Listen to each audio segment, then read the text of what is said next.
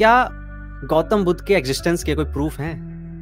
कोई concrete proof? आप ना भगवत गीता में ना कुरान में कोई भी श्लोक अभी ऐड कर सकते हैं, पर बुद्धिज्म में संघ को बुद्ध ने पूरा राइट दिया है कि जहाँ पे संघ यूनानिमसली एक साथ अगर मानता है किसी चीज को इम्पोर्टेंट मानता है कि ये होनी चाहिए तो उसे ऐड कर सकते हैं हम लोग। ये जो महार कम्युनिटी है, दलित कम्युनिटी है, ये कम्युनिटी बहुत डरी हुई है जनाब। इनको डर इस बात का है कि फिर से जातिवाद आगे ना आ जाए। ये हिंदुइज्म के विरोध पता है क्यों कर रहे हैं? क्यों इतना हर बात में इनको डर लगता है कि हम फिर से नहीं जाना चाहते उधर? क्योंकि एक बहुत बड़ा गैप था जनाब, एक बहुत दशकों तक, बहुत सेंचुरीज तक ये जातिवाद के चपेट में रहे। उन्होंने बुद्धिज्म को ही क्यों चूज किया? कि जो इंडियन हिस्ट्री है, ये इंडियन हिस्ट्री दो कम्युनिटी के बीच का संघर्ष है। दो तरह के संघर्ष आपको इंडियन हिस्ट्री में बहुत देखने के लिए मिलेंगे। बाबा साहब का एनालिसिस था। सबसे पहला संघर्ष क्षत्रिय और ब्राह्मणों के बीच में, और दूसरा ब्राह्मण्स और बौद्धों के बीच में। और कार्ल मार्क्स को ताना मारते हुए कहते हैं कि कार्ल मार्क्स को लगता है कि सिर्फ इकोनॉमी के बलबूते पे ताकत हासिल की जा सकती है, उसी के बलबूते पे सत्ता पलटाई जा सकती है। पर डॉक्टर बेरम्बर कहते हैं कि अगर कार्ल मार्क्स ने इंडिया में देखा रहता, उसे पता लगता कि धर्म के आधार पर भी ताकत हासिल की जा सकती है। और बाबा साहब ये जानते थे कि मनुष्य बिना धर्म के नहीं रह सकता। एथिस्ट कभी भी कम्युनिटी नहीं हो सकती है। इंडियन हिस्ट्री में इन तीनों को बिल्कुल भी नहीं समझा जा सकता, ना गांधी को, ना डॉक्टर बी.आर. अम्बेडकर को, और ना स्वामी विवेकानंद को।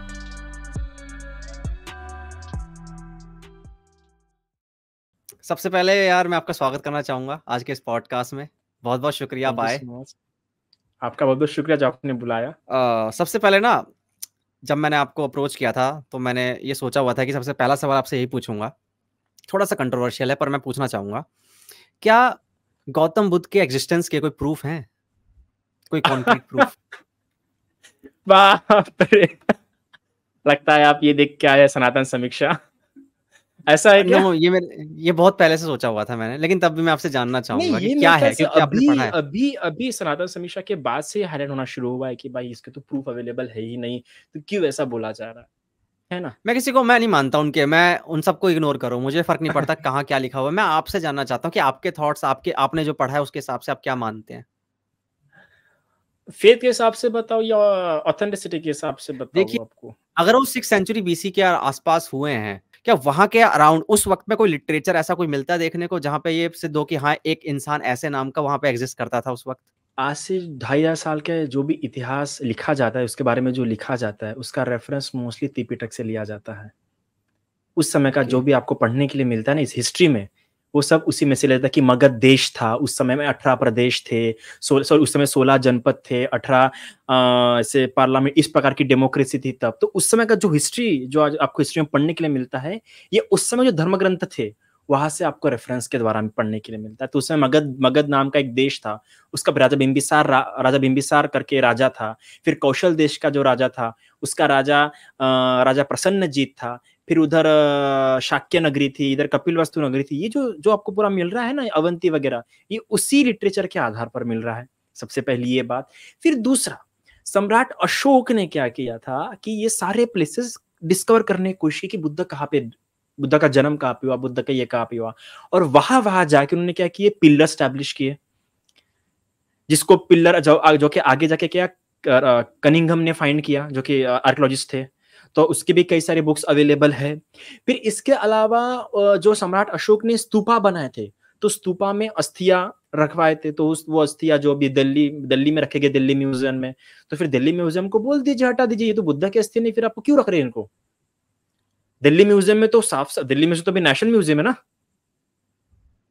अब फिर चलो, अगर वो बुद्ध की अस्थियां नहीं माने तो उनको अभी दिल्ली म्यूजियम ने अभी यहाँ भेजा था, थाईलैंड में जगह जगह पे उसका इंडियन न्यूज में भी कितना है कि थाईलैंड किंग ने कितना शान से स्वागत किया। इंडिया का जो झंडा था, जो इंडियन फ्लैग थे, इतने शान और शौकत से उसकी मार्च निकाली गई।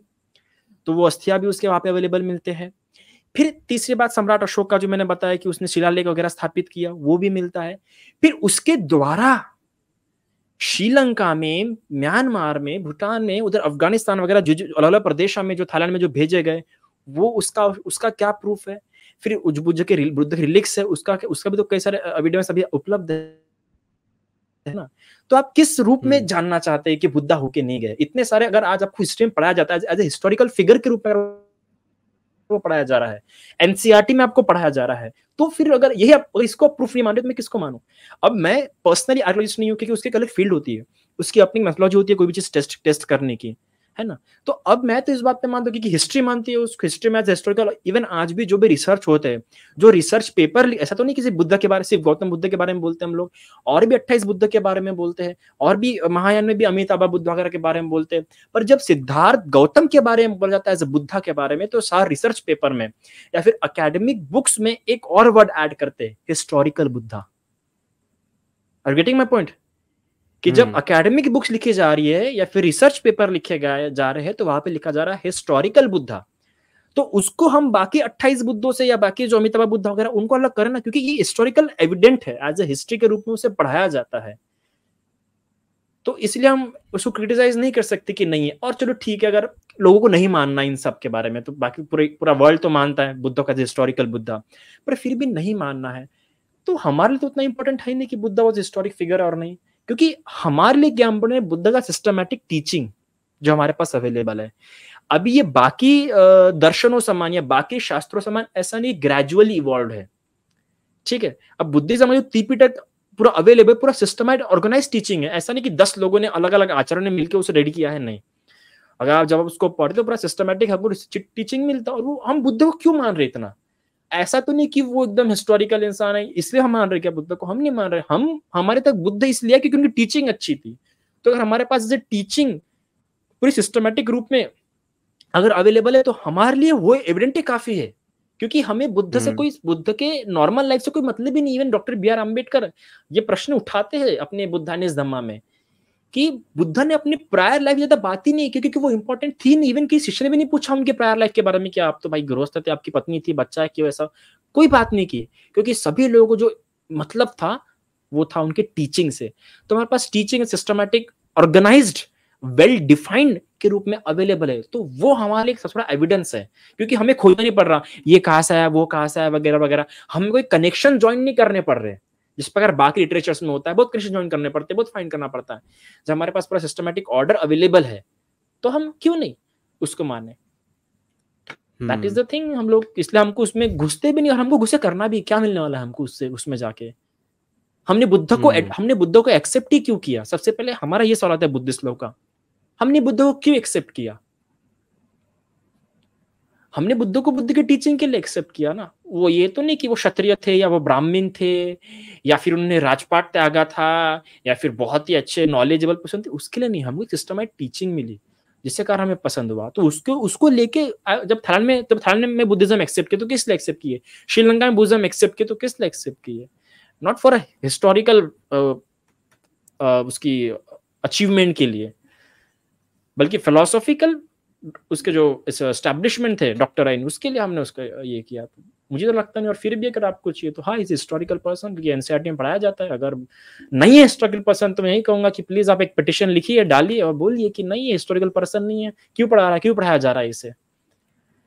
अब बाकी जो गॉड्स के बारे में जो आप पढ़ने के लिए मिलते हैं, उन्हें हिस्टोरिकल रूप में पढ़ाया जाता है क्या? जबकि कितना आर्गुमेंट हो रहा है कि this are the history, this are the Indian history, this are the Indian history. मैं बोलता हूँ लोगों को इतना भ्रांति में करने से अच्छा, लोगों में इतना द्वेष फैलाना। सनातन समीक्षा कितना द्वेष फैला रहा है, इवन साइंस जर्नी पे बता रहा हूँ मैं। ऐसा नहीं किसी पे केस करूंगा, दोनों का लूंगा। मैं ये कहता हूँ आपस में ही तो तुम लोग आपस में एक मंच पे आके बैठते नहीं, ठीक है। और दूसरी बात, ये इधर बोल रहा है वो इधर बोल रहा है। सबसे अच्छी बात, इधर लोगों को भड़काने से अच्छा, लोगों में द्वेष पनपाने से अच्छा, आप जाइए इंडियन एकेडमिक जो बोर्ड है, जो एजुकेशनल बोर्ड है, उसको लिखिए कि बाबा ये हिस्ट्री आप ऐसे क्यों नहीं पढ़ा रहे हिस्ट्री के रूप में। वही है ना, आज कैम्ब्रिज जैसी यूनिवर्सिटी, जो बड़ी यूनिवर्सिटीज है, वहां पे पढ़ाया जा रहा है हिस्टोरिकल फिगर के रूप में बुद्ध को। तो हम उनकी नहीं सुने क्या? तो जितनी भी टीचिंग्स वगैरह है, जितना भी लिटरेचर में देखने को मिलता है, वो कब लिखा गया था? उसकी कुछ डेट है?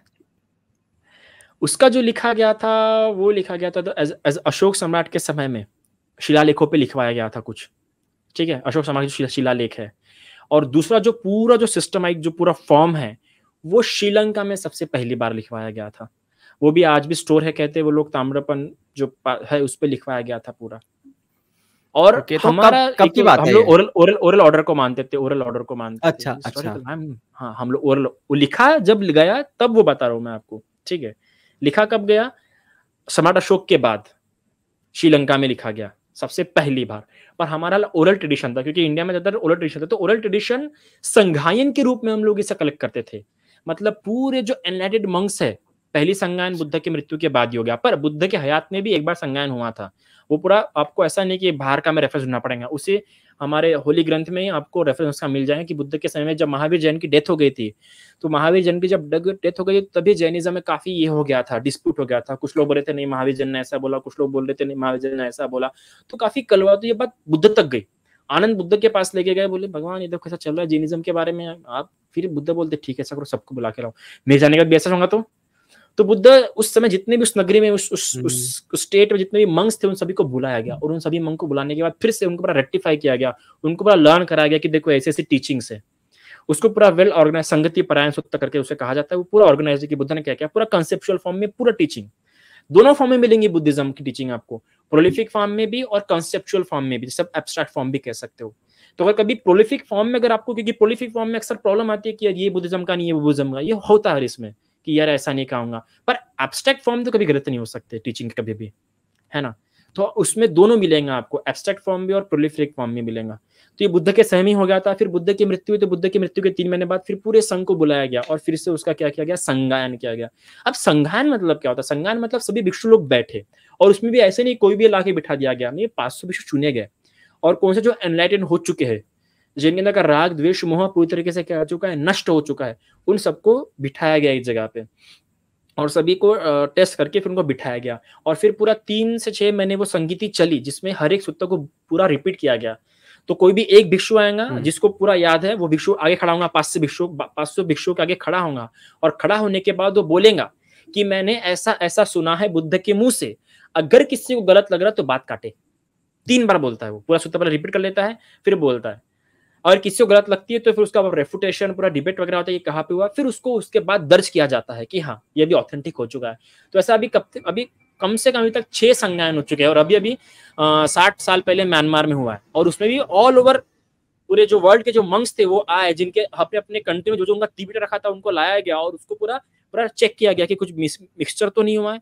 हर एक कंट्री के जो त्रिपिटक थे, जो हमारा होली ग्रंथ था, उसको कंपेयर किया गया कि कोई कुछ मिक्सचर्स तो नहीं हुआ है, कुछ चेंजेस तो नहीं हुए, और फिर उसको प्यूरिफाई, तो इसको प्यूरिफाई भी किया जा रहा है अभी तक 6 बार। बड़ी बड़ी हजार 1500 भिक्षु, 500 भिक्षु एक साथ बैठ के उसको प्यूरिफाई भी करता है कि मिक्सचर तो नहीं हुआ है, हम इस प्रकार भी देखते हैं उसको। तो पहले तो जो 3 संज्ञान तो ओरल ट्रेडिशन चले, फिर उसके बाद रिटन ट्रेडिशन जब आया, जब नॉर्मल पीपल के लिए लागू हुआ, तब फिर रिटन ट्रेडिशन में भी शुरू हुआ है।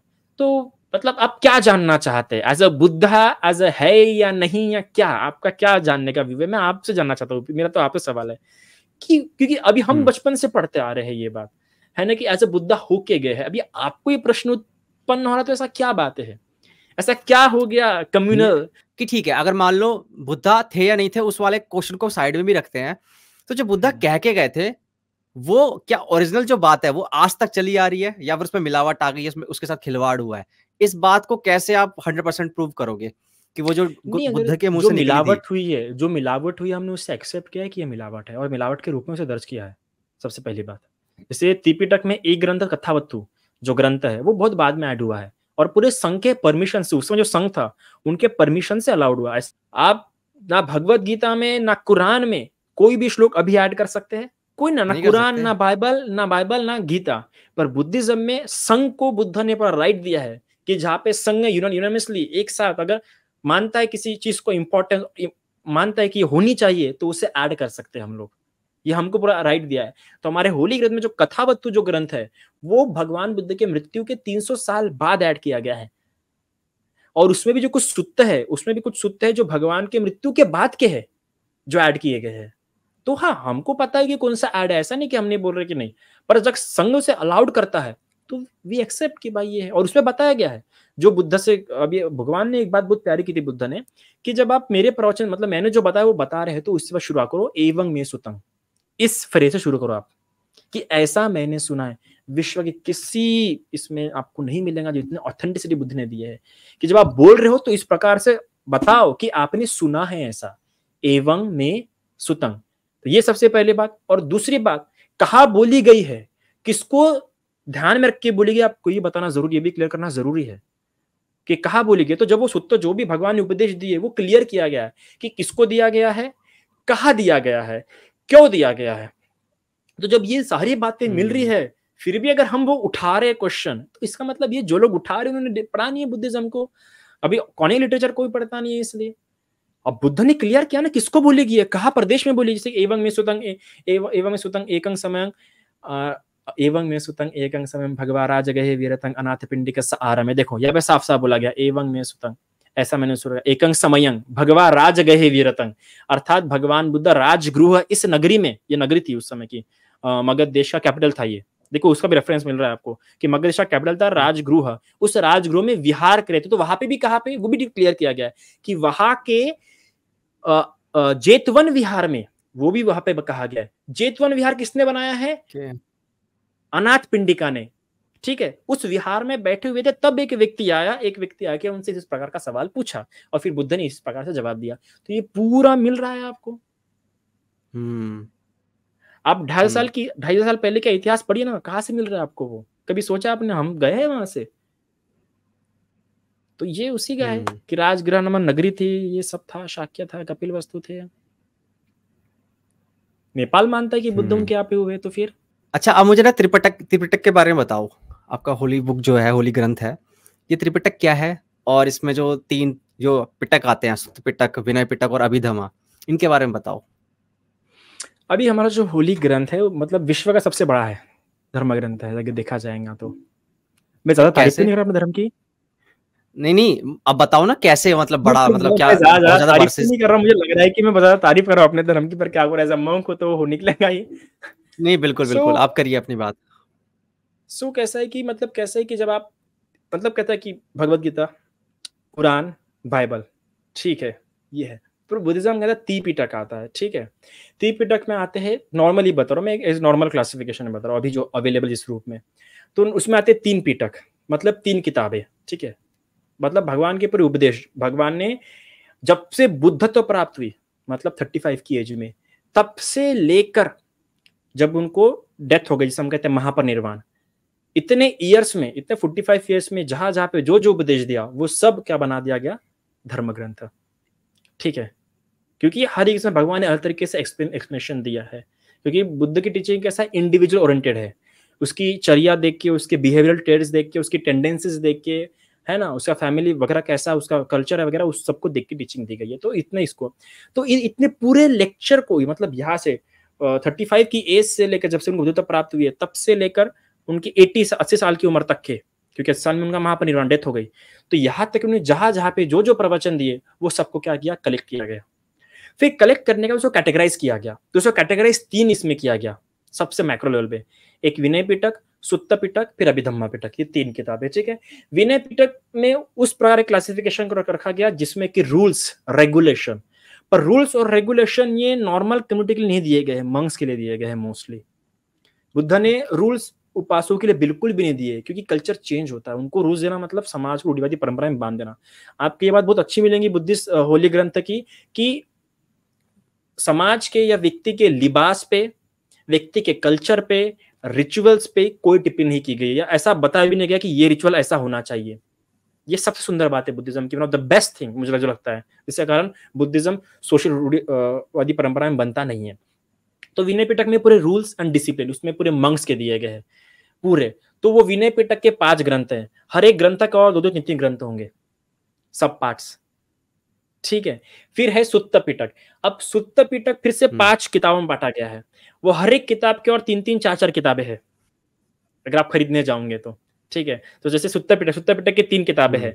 फिर मध्यम निकाय के मेरे ख्याल से 3 किताबें हैं।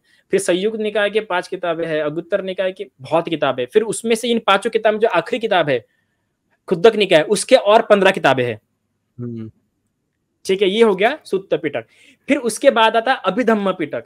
अभिधम्म पिटक में आते हैं 7 किताबें, और इन दोनों का डबल है अभिधम्म पिटक, मतलब इन दोनों को कंपेयर करके जितना बनाओगे उतना बन जाएगा अभिधम्म पिटक। तो ये इस प्रकार के 3 है। फिर ये हो गया हमारा होली ग्रंथ। फिर इसके ऊपर बाद में हर एक ग्रंथ की इस पूरे, ये हमारा पूरा होली ग्रंथ हो गया, ठीक है। तो ये कम से कम अगर थाईलैंड के प्रिंटिंग प्रेस के हिसाब से जाओगे तो 45 वॉल्यूम्स है, थाईलैंड में अगर जो प्रिंट ओके। हुआ है वो 45 वॉल्यूम्स है। आपकी इंडियन प्रिंटिंग के हिसाब से जाओगे द्वागदास शास्त्री के हिसाब से, तो वो भी मेरे ख्याल से कम 30 के ऊपर जाएंगे या 30 के आसपास जाएंगे। ठीक है, ये सिर्फ एक होली ग्रंथ। ठीक है, अभी ये हो गया। अभी हर एक ग्रंथ के ऊपर फिर और एक्सप्लेनेशन भी दिया गया है, कुछ कुछ पाली वर्ड्स है ना, उसको और एक्सप्लेन करने के लिए। ठीक है, और किस रेफरेंस में बोला गया और उसको कितना डायमेंशन में आप समझ सकते हैं, तो ऐसा और बाद में लिखा गया वो, तो उसे हम कहते हैं कमेंट्री लिटरेचर। तो इसी का डबल, मतलब हर एक ग्रंथ पे और एक ग्रंथ लिखा गया है उस ग्रंथ को एक्सप्लेन करने के लिए, उसका डबल, इसे कहते हैं हम अट्ठकथा, कमेंट्री लिटरेचर। फिर उस कमेंट्री लिटरेचर में भी कुछ बातें जो रह गई है, जो आने वाली पीढ़ी को लगा कि नहीं यार यहाँ पे कुछ एक्सप्लेनेशन छूट रहा है, तो आने वाली पीढ़ी ने और लिखा, फिर उस कमेंट्रीज पे और सब कमेंट्रीज, फिर सब कमेंट्रीज होने के बाद और सब कमेंट्रीज। ठीक है, फिर अभी के कुछ अच्छे आचार्य जिन्होंने और अच्छे तरीके से समझा, उन्होंने और अलग तरीके से, इतना बड़ा हमारा लिटरेचर हो जाता है ना पाल लिटरेचर। ये सिर्फ है पाल लिटरेचर, ओके, जो पाली लैंग्वेज को रेफरेंस में रख के लिखा गया है या उसको आगे रख के, फिर इसके का अलग जाता है। फिर अलग अलग भाषा में जो लिखा गया है, जैसे थाई लैंग्वेज में जो अपनी इसमें लिखा गया है, म्यांमार में जो अपने लैंग्वेज में लिखा गया है, फिर वो लिटरेचर हो जाता है। तो लिटरेचर तो हमारा बहुत ज्यादा है। ठीक है, ट्रेडिशनल लिटरेचर की बात करें तो, पर जो हमारा होली ग्रंथ है तो थाई पब्लिकेशन के हिसाब से 45 वॉल्यूम्स में आ जाता है। उन्होंने कोशिश की कि 45 वॉल्यूम्स में हो जाए। आपने अभिधम्मा के बारे में नहीं बताया, उसमें क्या है? ओके, सो अभिधम्मा अगर सिंपल भाषा में कहूँ तो सबसे पहले अभिधम्मा जो है ना, ये एक सबसे द मोस्ट हार्डेस्ट अगर कोई ग्रंथ होगा या सबसे डिफिकल्ट कोई ये होगा तो अभिधम्मा है। अभी क्यों कहा गया है? क्योंकि इसमें आपको 3 तरह की टीचिंग मिलेंगी। एक तो फेनोमेनोलॉजिकल टीचिंग मिलेंगे पूरी, ठीक है, दूसरी साइकोलॉजिकल टीचिंग मिलेंगी, तीसरी रिगार्डिंग टू फंडामेंटल रियलिटी और the fundamental building blocks of universe, इस टाइप की टीचिंग्स मिलेंगी आपको। Not in the complete metaphysical sense but more phenomenal sense. ठीक है, अब उस फेनोमेना को भी, जो भी आपके सामने जो फेनोमेना, क्योंकि ये पूरा हम उसको पूरा फेनोमेना के रूप में देखते हैं, तो ये पूरा फेनोमेना को कैटेगराइज किया गया है। ठीक है, और उसका इतना सारा कैटेगराइजेशन है कि क्या बताए। नॉर्मली 208 प्रकार का हमने उसको कैटेगराइज इस तरीके से किया है। तो उस हर एक फेनोमेना को समझना, फिर उस फेनोमेना के कॉजुअल लिंक्स वो कैसे इंटरप्ले करते हैं आपस में, फिर कौन से फोर्सेस उसमें रोल प्ले कर रहे हैं, ये दोनों को मिलके कोई नई चीज उत्पन्न करने में। फॉर एग्जांपल अभी सिंपली कहूँ तो अभिधम्मा जो है 4 चीजों पे पूरी बात की गई है, माइंड, मैटर और मेंटल फेनोमेना और मेंटल फैक्टर्स और निब्बाना अर्थात निर्वाणा, साल्वेशन। ये 4 चीजों पे पूरी बात की गई। इसी 4 चीजों को वहाँ पे एक्सप्लेन किया गया कि what is consciousness, what is matter, और फिर जो कॉन्शियसनेस में जो फेनोमेना होता है, जो उत्पन्न होता है कॉन्शियसनेस के साथ, वो, और निब्बाना। तो ये सारी जो क्लासिफिकेशन है, इसका जो एक्सप्लेनेशन है, अभी और अगर एग्जांपल समझे तो भी समझ जाए पे कॉन्शियसनेस और मैटर की बात की है, माइंड और मैटर की बात की है। तो माइंड और मैटर कितने वे से कनेक्टेड है आपस में, कितने तरीके से काम करता है, ये बताया गया। तो 7 या 9 तरीके बताए गए हैं इन दोनों के आपसी कनेक्शन के, कि इस तरीके से वर्क करते हैं। तो ये पूरा फेनोमेनल डिस्कशन है, साइकोलॉजिकल डिस्कशन है कि किस प्रकार से उसका पूरा रोल प्ले करता है। अब दूसरी बात इसको लेके इसलिए इंपॉर्टेंट होती है कि one of the hardest teaching इसलिए मान जाती है कि मनुष्य को पढ़ाई नहीं गई। जो बुद्धिस्ट स्टोरी है उसमें साफ साफ बताया गया है कि ये मनुष्य लोक में नहीं आया है अभिधम्मा। ये भगवान ने जब बुद्धत्व उनको प्राप्त हुई थी, बुद्धत्व प्राप्त होने के 8 साल बाद वो तावंतिसा देवलोक गए। तावंतिसा देवलोक में वहां पे जाके अपनी माता को उन्होंने उपदेश दिया, क्योंकि ये बुद्धिज्म में कहा जाता है कि जो भी कोई बुद्ध होगा, क्योंकि ये हो जाता है कि जो भी कोई बुद्ध होने वाला होता है उसकी माँ सिर्फ 7 दिन जीती है, 7 दिन बाद उसकी माँ की डेथ हो जाती है। आप देखिए इंडियन इसमें कितना अलग माना जाता है कि माँ मर गई मतलब बेटा आपसे गुरुंगा, पर बुद्धिज्म में साफ साफ कहा गया कि जो भी कोई बुद्ध होने वाला है वो उसकी माँ उसको जन्म देने के 7 दिन मर जाएंगी, 7वें दिन में। इसका बुद्धिज्म में ये कारण बताता है कि वो बहुत पवित्र मानी जाती है, इसलिए उसको सेकंड संभोग नहीं होता उसके साथ, इसलिए वो 7 दिनों के अंदर मर जाती है। तो ये होता है कि जो भी कोई बुद्ध की माँ बनने वाली होती है उसको एक चीज का बेनिफिट मिलता है, क्योंकि 7 दिन के अंदर डेथ जाती है, तो उसको ये बेनिफिट मिलता है कि जब भी उस लड़के को बुद्धत्व प्राप्त होंगी तो बुद्धत्व प्राप्त होने के बाद सबसे हायर धम्मा यानी one of the purest form की जो टीचिंग है, जो सबसे रेयर टीचिंग है, वो सबसे पहले उनको सुनने के लिए मिलेंगी। जैसे जब बुद्धत्व प्राप्त हुई तो बुद्धत्व प्राप्त होने के बाद पहले किसी को भी नहीं बताया उन्होंने अभिधम्मा। पहले देवलोक में गए 8वें साल में, वहां पे उनकी माँ जो पुरुष रूप में जन्म ली था, उनकी माँ ने वहां पे पुरुष के रूप में जन्म लिया था, वहां गए, वहां पे जाके उन्होंने उनको क्या पढ़ाया, वो अभिधम्मा पढ़ाया। तो ये देवताओं को सबसे पहला पढ़ाया गया। अब ऐसा कहा जाता है कि जब वहां पे अभिधम्मा पढ़ा रहे थे तो कि देवताओं की आयु बहुत ज्यादा होती है, हमारी आयु बहुत कम होती है, और उनका जो टाइम स्पैन है ये बहुत अलग होता है। आपको पता होगा, हिंदुइज्म में भी अपने पढ़ाऊंगा कि कितना रिलेटिव टाइम होता है, कि उनका टाइम बहुत ही, मतलब वहां पे आप एक दिन मतलब वहां पे अगर आप 3 महीने बताएंगे तो यहाँ पे बहुत सारे साल बीत जाते हैं, ऐसा कुछ है ना, वैसा कुछ है। अगर वहां पे 3 महीने बीतोगे तो यहाँ पे करोड़ों साल, हजारों साल बीत जाएंगे, टाइम ऐसा कुछ डायलेशन है, होता है। Time dilation. तो यहाँ पे क्या हो गया, तो यहाँ पे जब वर्षावास शुरू हुआ तो वर्षावास का पीरियड ऐसा माना जाता है कि वहाँ पे एक जो मंक है वो किसी भी एक टेम्पल में रहता है और एक जगह पे रुकता है और वहाँ पे धर्म बताता है। तो एक वर्षावास जो था, 3 महीने का जो पीरियड था, वो उन्होंने मनुष्य लोक में नहीं बल्कि देवलोक में बिताया। ठीक है, अब देवलोक में शरीर के साथ देते तो उनको भूख लगती थी, है ना। तो जब भी, तो क्योंकि उनकी बॉडी जो साइकिल है, जो बॉडी साइकिल है, नॉट कॉस्मिक साइकिल और नॉट एनवायरमेंटल साइकिल, पर जो बॉडी की साइकिल है, ये बॉडी की साइकिल को एक हैबिट कर चुकी है कि इतने घंटे बाद आपको भूख लगती है ना। तो उनकी वहां पे जब देवलोक में गए तो उनकी जो बॉडी है, उसकी जो साइकिल है वो उसके हिसाब से चल रही है, तो इसलिए उनको जब भूख लगती थी तो अपने जो जो भौतिक काया है वो उसको एक तरह से फास्ट फॉरवर्ड कर देते थे। मतलब वो नीचे आएंगे, भोजन करेंगे और चली भी जाएंगे, पर वहां जो देवता लोग बैठे हैं उनको लग रहा है कि नहीं, बुद्ध तो हमें लेक्चर दे रहे हैं। मतलब उनको पता भी नहीं लगे कब नीचे गए, कब खाके कब ऊपर भी चले गए। तो उतने समय के लिए जब वो नीचे आते थे तो इधर सारिपुत्र जो उनका सबसे ग्रेट डिसिपल था, जो मतलब ज्ञान में सबसे अग्र था बुद्ध के बाद, तो उसको ऊपर में देवलोक में जो भी कुछ बताया वो एब्स्ट्रैक्ट फॉर्म में सारिपुत्र को बताते थे। सारिपुत्र अपने शिष्यों को ना ज्यादा प्रोलिफिक ना ज्यादा एब्स्ट्रैक्ट फॉर्म, एकदम मिडिल फॉर्म में अपने 500 शिष्यों को बताता था। तो ह्यूमन में इस प्रकार शुरू हुआ, सारिपुत्र द्वारा आया, वरना बुद्ध ने ये देवताओं को पढ़ाया। पर फिर भी बुद्ध ने क्या किया था कि क्योंकि बुद्ध ने कहा था कि अभिधम्मा जो है मनुष्य को समझने वाला नहीं है तो इसको पढ़ाएगा नहीं, तो मनुष्य के लिए इसे वर्जित किया था। पर एक दिन क्या हो गया कि भगवान के बहुत ही करीबी शिष्य थे, उनकी भी डेथ होने वाली थी। तो एक रिचुअल था कि जब कोई डेथ होने वाली होती है किसी की भी, तो तब लोग भिक्षुओं को बुलाते थे और लाइफ के इम्परमानेंस पे विचार कराते थे at a last moment of, कि देखो ये भी अनित्य है, अभी आपकी भी डेथ हो रही है। तो अनाथ पिंडिका ने भी बुलाया कि कृपया करके किसी भिक्षु को भेजे, तो सारिपुत्र को भेजा गया क्योंकि सारिपुत्र बोलते थे। तो सारिपुत्र गया और सारिपुत्र ने फिर पूछा, बताओ क्या सुनना चाहते हो। अनाथ पिंडिया को पूछा, उस गृहस्थ उपासक को पूछा। तो गृहस्थ उपासक कहते कि जीवन भर तो मैंने भगवान की वाणी सुनाई है, तो ऐसा बताइए कि जो आज तक मैंने सुना ना हो। तो सारिपुत्र उसे बताते अभिधम्मा। तो उसके आंखों से अश्रु निकल आते कि मैंने इतने साल भगवान के धर्म में रहा और मुझे आज तक कभी से अद्भुत शिक्षा सुनने के लिए मैंने ऐसा क्यों। तो कहते हैं कि भगवान ने मना किया था इसलिए हमने इसे बताए नहीं थे, तो कृपया करके आप ऐसा अनुमति कीजिए, भगवान से आग्रह कीजिए कि ये शिक्षा गृहस्थों को भी उपलब्ध करा दे। फिर सारिपुत्र जाते भगवान के पास और कहते कि उन्होंने ऐसा ऐसा कहा। तो ठीक है, मुझे लगा कि लोगों को नहीं समझेगा, पर ठीक है, आज से अनुमति देता हूँ कि तुम गृहस्थों को पढ़ाओ। तो फिर तब से गृहस्थों को पढ़ाना क्या हुआ, शुरू हुआ। तो इस प्रकार से तो ये टीचिंग जो है ये देवताओं को पढ़ाई गई थी और उनको समझ में आती है वो इजीली, बट ह्यूमंस को इजीली समझ में नहीं आती। इसलिए भी अभिधम्मा को सबसे हार्ड कहा जाता है क्योंकि सही में वो समझ में नहीं आती है।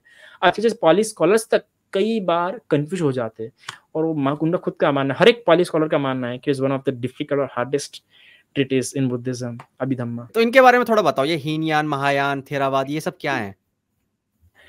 ये कैसा हुआ कि क्योंकि बुद्धिज्म में एक बहुत ही इंटेलेक्चुअल फ्रीडम जो आपको बहुत ज़्यादा अवेलेबल थे, भी कई बार इसको समझते वक्त लोगों में एक मिसअंडरस्टैंडिंग हो जाती है कि यार इसमें तो इतने सारे पंथ है। तो ये पंथ नहीं, ये बस स्कूल्स है, ठीक है। मतलब ऐसा नहीं कि हमारे आपस में कोई डिस्प्यूट है, हम इसको मारेंगे वो हमको मारेगा, या मैं थेरावादा मंक हूँ तो मैं कभी महायानी मंक नहीं बन सकता, नहीं। अगर मुझे थेरावादा मंक ये मुझे ट्रेडिशन पसंद नहीं है तो मैं ये छोड़ के, इसकी दिशा छोड़ के उनके पास जाके दीक्षा ग्रहण कर सकता हूँ। ऐसा नहीं कि शिया कभी सुन्नी नहीं बन सकता, सुन्नी कभी शिया नहीं बन सकता, ऐसा नहीं कैथोलिक कभी प्रोटेस्टेंट नहीं बन सकता, प्रोटेस्टेंट कभी कैथोलिक नहीं बन सकता, फिर ऐसा नहीं ब्राह्मण क्षत्रिय नहीं बनता, क्षत्रिय ब्राह्मण, ऐसा नहीं है। ये इसमें स्कूल से नॉलेज है कि किसका एक्सप्लेनेशन आपको ज्यादा पसंद है। अब आगे जाके क्या हो गया कि सबसे पहले थेरावादा परंपरा थी जो ओरिजिनल परंपरा भगवान के समय चलते आ रही है, पर आगे जाके समय में ऐसे कुछ चेंजेस हुए कि भिक्षुओं ने, जो मंक्स थे, उन्होंने कुछ रूल्स चेंज करना पसंद किए। तो एक ग्रुप ऐसा था कि वो नहीं अलाउ किया कि हम नहीं मानने वाले, हमको नहीं चाहिए, हम ये फॉलो कर सकते हैं और हम इन्हीं रूल्स को फॉलो करेंगे मंक्स के लिए। उन्होंने बोला नहीं, हमको चाहिए, हम मन में एक्सेप्ट करेंगे और कुछ चीजें एक्सेप्ट करेंगे। तो फिर यहाँ से फिर 2 ग्रुप बन गए on the base of rules. किस एग्जांपल बताओ ना, कोई एग्जांपल बताओ, तो जैसे कि इस वाले ने ये माना। अच्छा, बुद्ध के बाद ही हो गया था, 100 साल बाद ही, कि पैसे एक्सेप्ट करना शुरू हो गए थे। मंक लोगों ने क्या पैसे एक्सेप्ट करना शुरू कर दिए थे। तो कई सारे मंक्स उन्होंने नहीं कहा कि हम ये मंक नहीं करना चाहिए ये सब। तो फिर वो एक जो जिन्होंने कहा कि हम नहीं एक्सेप्ट करेंगे, वो बन गया थेरावादा, ठीक है। और जिन्होंने कहा हम एक्सेप्ट करेंगे, वो ये प्री एग्जिस्टिंग है, मतलब प्रायर कॉजेस है, पहले के कॉजेस है, ठीक है। अभी तो बहुत अलग हो चुका है थेरवाद और महायाना, बहुत ही उसके डेफिनेशंस के सारे जो फिलोसॉफिकल बहुत चेंज हो गए, पर ये तब से शुरू हुआ, ये प्रथम चीज थी जिसे अलग होना क्या हुआ, हम लोग शुरू हुए। फिर जब ये शुरू हुआ तो फिर उन्होंने अपना उस नियम को अलग करने के अपने अपने एक्सप्लेनेशन, जस्टिफिकेशन देना शुरू किया, है ना। फिर और अलग तरीके समझना शुरू किया। फिर उसमें भी जब अभी अलग अलग ग्रुप में भी, उसमें भी कुछ अच्छे अच्छे इंटेलेक्चुअल टीचर्स होते हैं। फिर उन टीचर्स ने और बुद्धिज्म को और अलग अलग एस्पेक्ट में, अलग अलग दृष्टिकोण से, जिस प्रकार आप लाइफ हो, अगर इस लाइफ को मैं अगर बायोलॉजिकल डिफाइन करूँ तो अलग डेफिनेशन निकलेंगी, केमिस्ट्री से अलग डेफिनेशन निकलेंगी, फिजिक्स से अलग डेफिनेशन निकलेंगी। तो उसी प्रकार क्या है, तो वो लाइफ ही, पर डेफिनेशन अलग अलग तरीके से। तो उसी प्रकार जब इन दोनों गटों में, इन दोनों ग्रुप्स में, जो कि सबसे पहले रूल्स के आधार पर अलग अलग हुए थे कि हम नहीं मानेंगे, हम यही रूल्स को शुरू रखेंगे। अब बुद्धिज्म में ऐसा है कि जब रूल्स डिफरेंट होते हैं, अगर कुछ रूल्स पे चेंजेस होते हैं, तो ग्रुप अलग करना पड़ता है। क्यों अलग करना पड़ता है? क्योंकि इनका हर मंथ में 2 बार बैठक बैठती है, जिसमें ये लोग अपनी मिस्टेक्स क्या करते हैं, पूरे ग्रुप के सामने में स्वीकार करते हैं कि मुझसे ये गलती हुई है, और फिर उसके आधार पर जो पूरा संघ है, पूरा जो ग्रुप है, उसको कोई पनिशमेंट देता है, जो उसका रूल होगा उसके आधार पर उसको पनिशमेंट मिलती है। अब क्योंकि जिन ग्रुप्स के अलग रूल बन जाते हैं, तो ऑफकोर्स उनके मिस्टेक्स का भी क्लासिफिकेशन अलग अलग तरीके से होगा। अब वो मिस्टेक को अलग तरीके से क्लासिफाई किया जाएगा, क्योंकि बुद्धिज्म में जो मंक्स के रूल्स है, वो मंक्स के रूल्स सिर्फ ऐसे नहीं कि तुम्हारा ये रूल फॉलो करना है, नहीं, उस पूरे रूल्स को, जैसे कि अभी हम थेरवादा परंपरा के, तो हमारे 227 नियम है, 227 रूल्स है। अब वो 227 रूल क्लासिफिकेशन भी, क्लासिफाइड भी किया गया है किस तरीके से, कि ये 4 रूल्स, अगर ये 4 रूल्स टूटेंगे तो आपको ये पूरा मंकहुडनेस छोड़ना पड़ेगा और एग्जाम में आप कभी नहीं ले सकते। फिर उसके बाद कुछ ऐसे 13 नियम है, जिसे हम कहते हैं संघादिशेष। संघादिशेष हो गए तो उसमें क्या करना पड़ेगा, आपको कुछ समय अकेले रहना पड़ेगा, और उसमें संघ आपको बहुत टॉर्चर करेगा, ठीक है। फिर उसके कुछ ऐसे नियम्स है जिसको हाँ आप माफी मांग के हो जाएगा फिर से ठीक। कुछ ऐसी बात है कि मतलब हर नियम को, उन 227 हाँ, नियमों समझ को रहा हूँ मैं। कैटेगराइज किया गया है, और उसके हिसाब से पनिशमेंट रखी गई है। अब जब रूल्स अलग होते हैं, अभी आपने कुछ रूल्स अलग बनाए हैं, तो ऑफकोर्स वो रूल अभी किस कैटेगरी में आएंगे, अभी आपको तय करना पड़ेगा, क्योंकि आपने अलग रूल निकाला है। तो उसके आधार पर अगर उस संघ में जाता हूँ, अगर उस ग्रुप के मीटिंग में जाता हूँ जहाँ पे अपने मिस्टेक कन्फेशन हो रहा है, तो मैं तो आ नहीं बैठ पाऊंगा, क्योंकि मेरा तो अलग क्लासिफिकेशन है ना।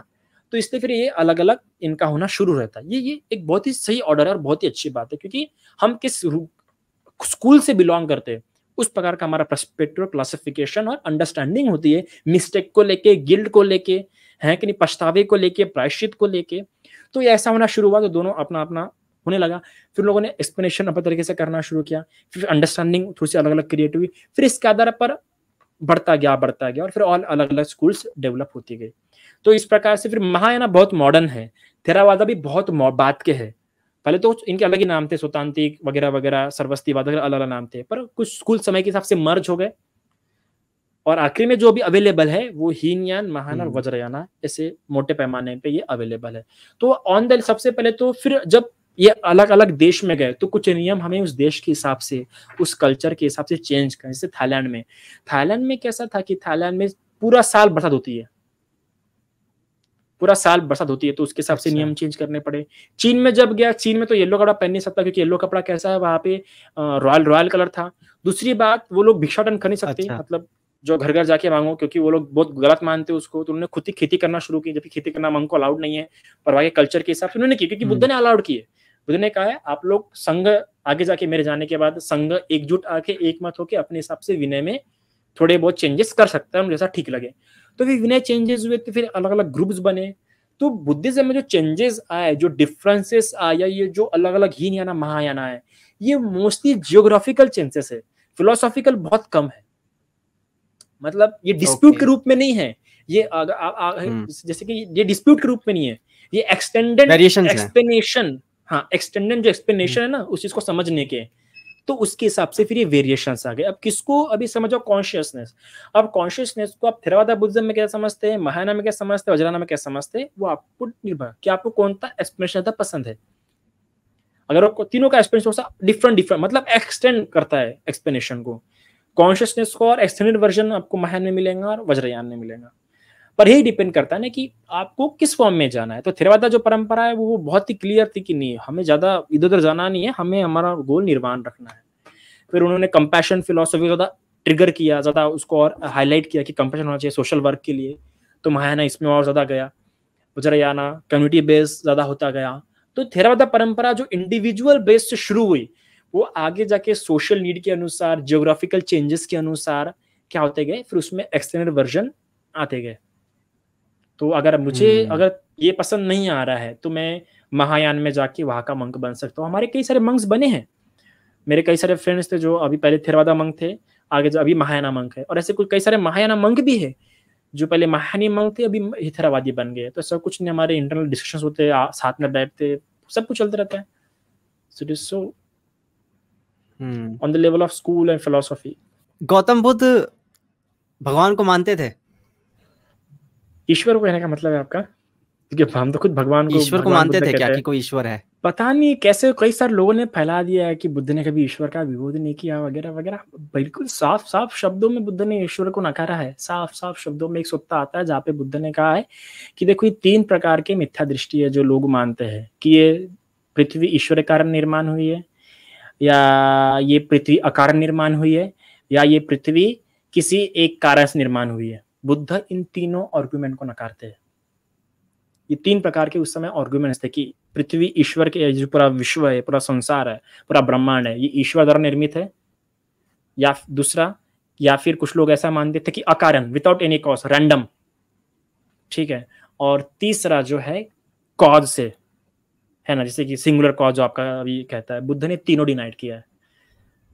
बुद्ध इस प्रकार से नहीं मानते, तो बुद्ध ने ईश्वर को साफ साफ नकारा है। क्यों? क्योंकि जब बुद्ध भी देखते हैं, तो जब बुद्ध ने अपने पूरी काया में देखा, ब्रह्मांड में देखा, तो बुद्ध को कहीं भी ऐसा एक, अभी आप गॉड किसे कहेंगे? सबसे पहले आप बताइए, आप गॉड किसे कहेंगे? या ईश्वर? जिसके पास सुपरनेचुरल पावर हो, सुपरनेचुरल पावर हो, वो कुछ भी इंटरवीन करके कुछ भी रोक सके, किसी की मन की बात भी जान सके, जो करना चाहे वो कर सकता है। लॉज ऑफ फिजिक्स जितने भी हैं उसको मतलब वो ब्रेक कर सकते हैं, जो हम नहीं कर सकते नॉर्मल ह्यूमंस। तो आप जिस प्रकार से ईश्वर को बोल रहे हैं वैसे हम किसी भी ईश्वर को नहीं मानते। मतलब इंडिपेंडेंट, अगर संक्षिप्त में कहूँ तो इंडिपेंडेंट एंटाइटी। एम आई राइट? ये बोल रहे ना आप ईश्वर कि इंडिपेंडेंट एंटाइटी, जो कि चीज पे डिपेंडेंट ना हो। क्योंकि जब कोई चीज किसी पे डिपेंड हो जाती है तो ऑफकोर्स वो वीक है, इसका मतलब, क्योंकि उसको अपने अस्तित्व के लिए किसी और पर निर्भर रहना पड़ रहा है। तो बुद्ध वही कह रहा है कि मैं, आप जिस ईश्वर की बात करें, इंडिपेंडेंट, आइदर सोल और आइदर गॉड, मैं ऐसा कोई भी नहीं देखता, ऐसा कोई भी एलिमेंट, ऐसा कोई पार्टिकल, ऐसा कोई भी सब्सटेंस, ऐसा कोई भी फेनोमेना तो कभी, पहली बात, कभी इंडिपेंडेंट हो ही नहीं सकता है। फेनोमेना ऑलवेज डिपेंडेंट ही होता है। तो मैं ऐसा कोई भी पार्टिकल, सब्सटेंस नहीं देखता हूँ। पार्टिकल की बात करिए, बुद्ध पार्टिकल की, चलो आप इंसान की बात छोड़ दो, पर वैसा पार्टिकल और सब्सटेंस में देखता जिससे मैं कह सकूं कि इंडिपेंडेंट है। अगर मुझे ऐसा इंडिपेंडेंट सब्सटेंस या पार्टिकल मिल जाता तो मैं कहता कि भाई ये कहाँ गॉड है, पर है ही नहीं, तो फिर कहाँ से? तो लाके दिखाइए, फिर दिख गया तो मैं भी मान जाऊं। कभी कभार लगता है कि काश हम भी गॉड को माने तो जीवन तो और आसान हो गया था। कभी बार लगता है मुझे कि अगर मैं भी गॉड को मान तो जिंदगी कितनी आसान हो जाएंगी। पेरियर रामास्वामी बहुत कहते हैं, बहुत पैरा कहते हैं पेरियर रामास्वामी कि देखो, ईश्वर पे विश्वास करने के लिए किसी चीज की आवश्यकता नहीं लगती है, ठीक है, किसी चीज की नॉलेज की आवश्यकता नहीं है, पर ईश्वर पे विश्वास ना करने के लिए बहुत नॉलेज चाहिए होता है, बहुत रैशनैलिटी चाहिए होती है।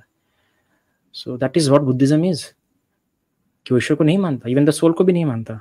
अभी हमने इसकी बात करी, हीनयान और महायान की, तो ये जो नवयान है ये क्या है फिर, जो हमें सुनने को मिलता है आजकल बहुत ज्यादा वर्ड, नियो बुद्धिज्म? नवयाना जो है ये बहुत ही सोशल बेस्ड फिलोसफी है, सोसाइटी बेस्ड फिलोसफी। इसमें सोसाइटी को बहुत ज़्यादा महत्व देते हैं कि सोसाइटी का अपलिफ्टमेंट कैसा किया जाएगा। क्योंकि कैसा है कि बाबा साहब द्वारा, ये स्पेशली क्योंकि वो लोग बाबा साहब को ही मानते, पर बाबा साहब डायरेक्टली नेवर स्टैब्लिश नवयाना, है ना, बस वो एक इंटरव्यू में बस पैसिवली उन्होंने बोल दिया था, बट वो कभी नहीं किया। पर एज ए उनके जो फॉलोवर्स है वो उसको मानते हैं कि ये है। तो इसलिए इसलिए कहते हैं क्योंकि उनके लिए ज्यादा फोकस अभी ये है सोसाइटी का अपलिफ्टमेंट, कि सोसाइटी कैसे ऊपर आए। क्योंकि एक बहुत अच्छे इकोनॉमिस्ट बहुत प्यारा कहता है कि जो कम्युनिटी है, ये जो महार कम्युनिटी है, दलित कम्युनिटी है, ये कम्युनिटी बहुत डरी हुई है जनाब। इनको डर इस बात का है कि फिर से जातिवाद आगे ना आ जाए। ये हिंदुइज्म का विरोध पता है क्यों कर रहे हैं? क्यों इतना हर बात में इनको डर लगता है कि हम फिर से नहीं जाना चाहते उधर? क्योंकि एक बहुत बड़ा गैप था जनाब। एक बहुत बहुत दशकों तक, बहुत सेंचुरीज तक ये जातिवाद के चपेट में रहे। तो उनको डर है कि हम फिर से, क्योंकि हमको कोई ईश्वर तो निकालने के लिए नहीं आया ना, हम एक नॉर्मल इंसान आया जो हमारे कम्युनिटी से पैदा हुआ और हमको मुक्त किया वहां से, तो आगे नहीं आ पाया, तो उसे डरे हुए वो बहुत। और इसलिए इसी डर के कारण भी वो लोग कई स्थानों पे इन्हें क्रिटिसाइज करते कि वो नहीं मिक्सर होना चाहते, वो इस कास्ट सिस्टम से बहुत डरते और बहुत मुश्किल से ऊपर उठ के। और ऐसा नहीं कि आज भी कास्ट सिस्टम नहीं है, आप गुजरात में जाइए, कई जगह पे जाइए आप जहाँ पे हिंदी पॉपुलेशन ज्यादा है, वहां पे मुझे खुद बताते हैं, मैं हमारे जो फॉलोवर्स बताते हैं कि बनते जी हमें तो किराए से घर नहीं मिलते, अपनी कास्ट छुपा के हमें घर ढूंढना पड़ता है। इवन ऐसे जो चैनल्स वाले हैं वो बताएंगे आपको इवन कितने जगहों पे भेदभाव होता है। तो उस कारण की वजह से इनका जो पूरा फोकस है कि हमको और कहीं नहीं जाना, हमको बस सोशल अपलिफ्टमेंट करना है। तो जिनका फोकस मोस्टली सोशल अपलिफ्टमेंट पे है, नॉट बुद्ध की स्पिरिचुअल फिलोसफी, बल्कि उतना ट्राई नहीं कर रहे, तो इसलिए तो वो उनका वो स्पेशली उस पर ज्यादा उनका फोकस है।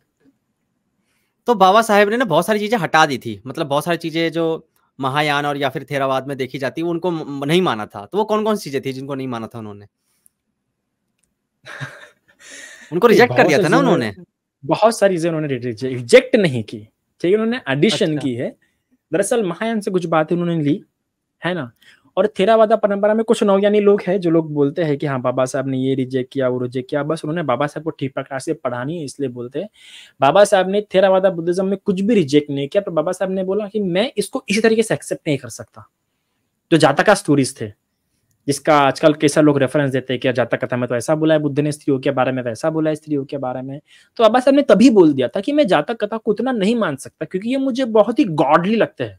मतलब कि कोई इंसान एकदम से कैसे इतना दानी हो गया, कोई इंसान एकदम से कैसे इतना त्याग कर सकता है, ऑफकोर्स भाई उसे कुछ प्रैक्टिस करनी चाहिए तब जाके मान सकता हूँ मैं।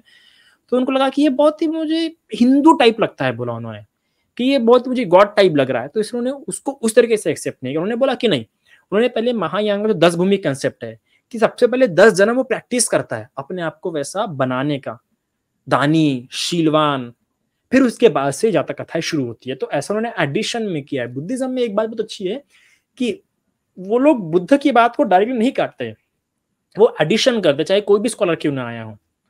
तो मुझे नहीं लगता कि बाबा साहब ने, मैंने जितना पढ़ाया और मुझे लगता है कि मैंने बहुत अच्छे से पढ़ाया बाबा साहब को, तो आई डोंट थिंक सो। तो उन्होंने एडिशन किया, और उनके जो एडिशन थे मानना पड़ेगा, जो उन्होंने एडिशन किए बहुत इंटेलेक्चुअली, स्कॉलरली, फिलोसॉफिकली उन्होंने एडिशन किए बुद्धिज्म में, बहुत साहस चाहिए।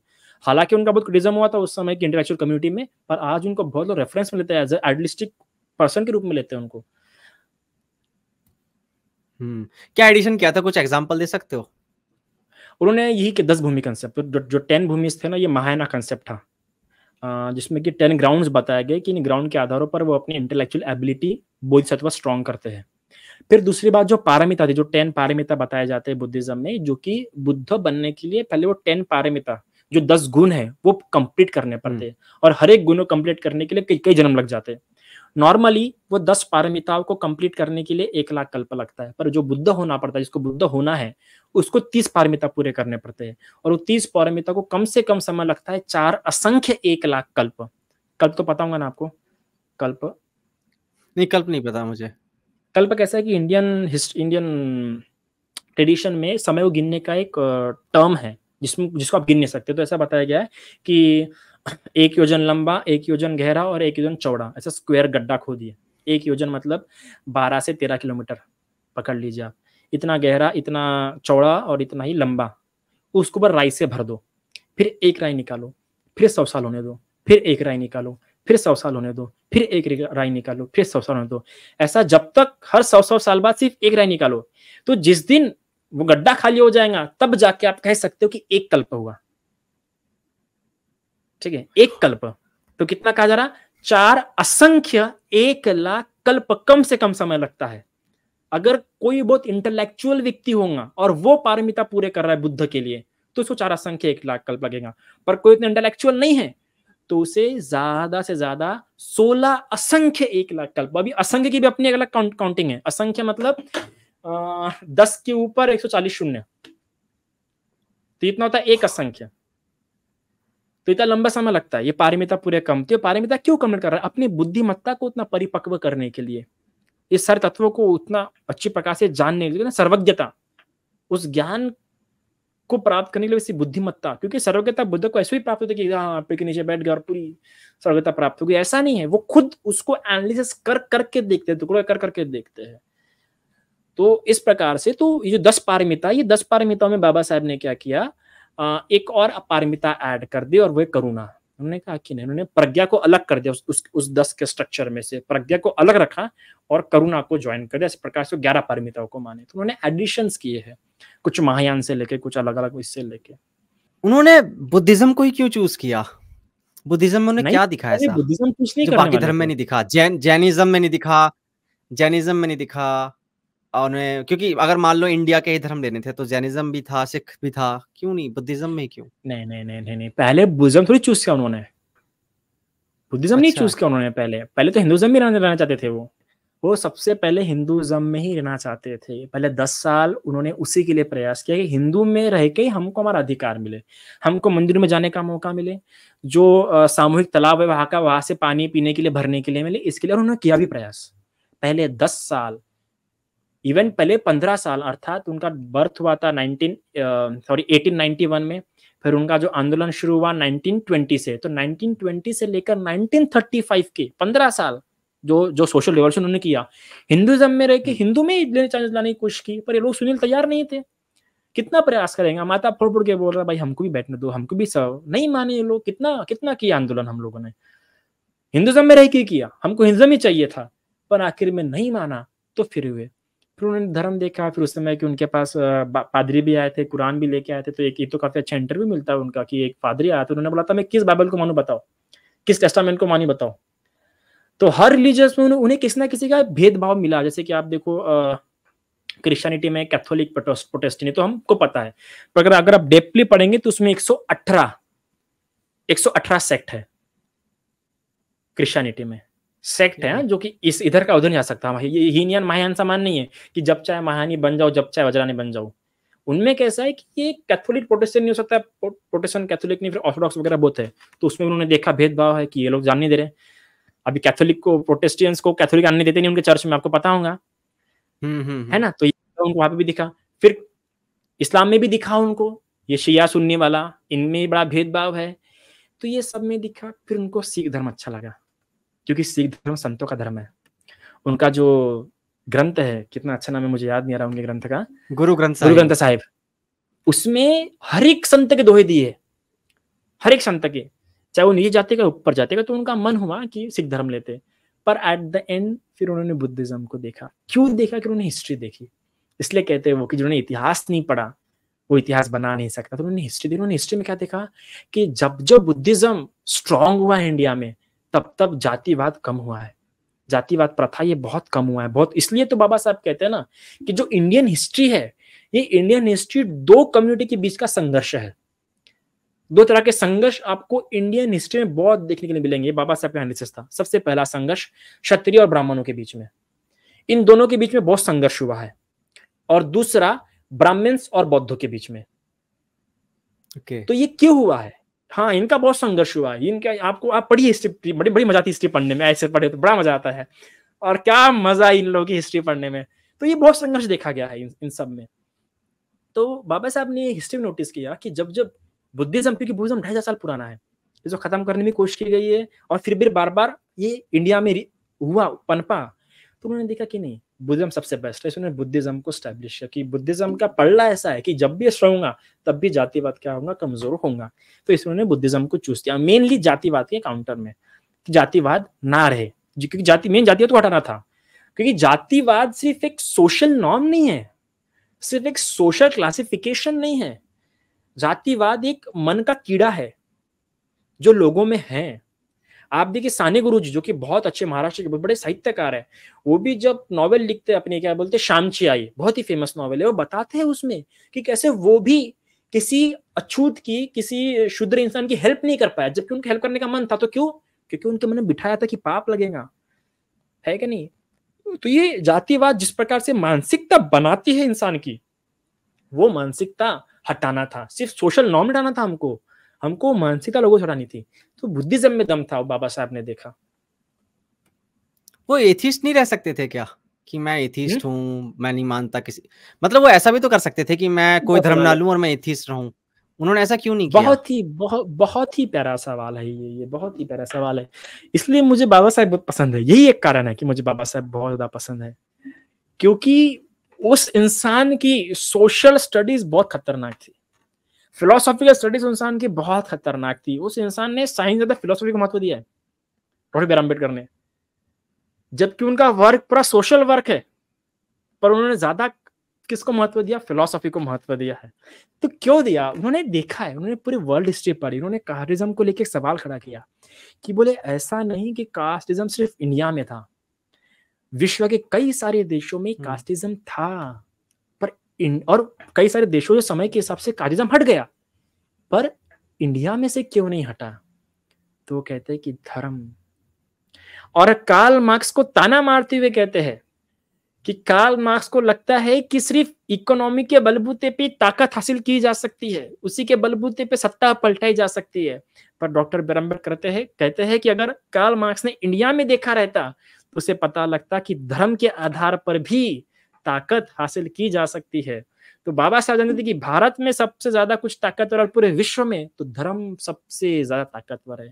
और बाबा साहब ये जानते थे कि मनुष्य बिना धर्म के नहीं रह सकता। एथिस्ट कभी भी कम्युनिटी नहीं हो सकती है, सोसाइटी नहीं हो सकती है, लोग हो सकते, इंडिविजुअल हो सकते, पर एक सोसाइटी नहीं हो सकती है, क्योंकि सोसाइटी की लगता है कल्चर, नॉर्म्स और बिलीव्स, और एथिस्ट के बिलीव्स नहीं होते हैं, याद रखना। एक दो बिलीव हो सकते पर बिलीफ सिस्टम नहीं लगता। और जब एक पूरी सोसाइटी को चलाना है तो आपको लगता है बिलीफ सिस्टम, कल्चर्स, नॉर्म्स, और ये सिर्फ धर्म से उत्पन्न होते हैं। तो धर्म आवश्यक है। बाबा साहब पूरा समझे कि बिना धर्म के नहीं हो सकता। भारत में बिना धर्म के देखने नहीं करके पहले 10 साल सोशल रिफॉर्म करने की कोशिश की, नहीं हुआ। बाद के 15 साल पॉलिटिकल रिफॉर्म करने की कोशिश की, संविधान भी लिख गया तो भी कुछ नहीं हुआ। आखिर में समझ गए कि इंडिया में काम करना है तो धर्म के अलावा नहीं हो। तो बेस्ट धर्म कौन सा हो सकता? तो उनको लगा बुद्धिज्म हो सकता है। इसलिए उन्होंने क्या किया? बुद्धिज्म को दिया, क्योंकि बाबा साहब की जो रिलीजियस स्टडी थी वो बहुत अच्छी थी। वो अपने एक ऐसे में बहुत प्यारा कहते हैं कि हमें वेस्ट से सीखना पड़ेगा कि वेस्ट ने धर्म को एकदम से उखाड़ के नहीं फेंका, उन्होंने धीरे धीरे करके धर्म की ताकत कम की। पोप की पावर, पहले आप देखिए, पहले क्रिश्चियनिटी किस प्रकार स्ट्रांग था, उसने कितने साइंटिस्ट को मरवाया। तो उन्होंने पहले क्या किए? पहले स्टेप बाय स्टेप रिवॉल्यूशन आया, और स्टेप बाय स्टेप पहले इंडस्ट्रियल रिवॉल्यूशन आया, फिर ऐसे उन्होंने बहुत अच्छा एक्सप्लेन किया है। और उसके बाद उन्होंने पोप की पावर और क्रिश्चियनिटी की पावर कम कर दी, फिर उसके बाद से ये किया। तो बाबा साहब उस प्रकार से बहुत अच्छे प्रकार समझते थे धर्म का कैसा काम होता है, इसलिए उन्होंने बोला कि नहीं, धर्म एक बहुत ही आवश्यक गुण है, धर्म के बिना कुछ नहीं हो सकता। इंडियन मेंटेलिटी, एशियन, सिर्फ इंडियन नहीं, जो एशियन मेंटेलिटी है वो ऐसी है कि यहाँ पे धर्म चाहिए ही चाहिए। इनका कॉन्शियसनेस ही वैसा है, इनका काफी रिलीजियस कॉन्शियसनेस है, इसी कारण से धर्म चाहिए। इसलिए उन्होंने धर्म फिर बुद्धिज्म चूज किया। और बहुत प्यारी बात बोली जब बुद्धिज्म दे रहे थे ना बाबा साहब, तो बहुत प्यारी बात बोली। शुरुआत का जो उनका फर्स्ट सेंटेंस है, जब दीक्षा दी उन्होंने दीक्षा भूमि पे, तो उन्होंने यही बात बोली, मैं इस देश को कोई बाहर की संस्कृति नहीं दे रहा हूं। कितना कितना सोचिए, अपने भाषण में वो इंसान ध्यान से बोल रहा है।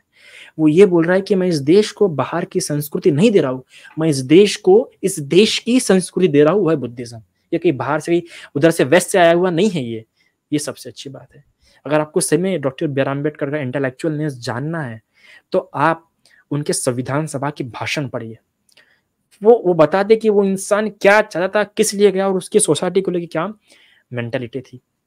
सही में उस इंसान को मैं उस बेस पे लिए बहुत मानता हूँ। एज अ बुद्धिज्म मैं उनको उतना लाइक नहीं करता, पर एज अ इंटेलेक्चुअल पर्सन जो सोसाइटी को कितने गहरे तरीके से देखता है, जो उनका जो भाषण था पहला संविधान सभा का, जिसमें वो प्रिपेयर करके नहीं आए थे, बस क्या हुआ था उस समय में कि बस अभी पूरी पार्लियामेंट तैयार हो गई थी, अभी संविधान लिखना काम शुरू होने वाला था, तो किसी एक जयशंकर प्रसाद या कोई तो भी किसने तो भी मुस्लिम लीग की बात करी, तो मामला बहुत गर्म हो गया था।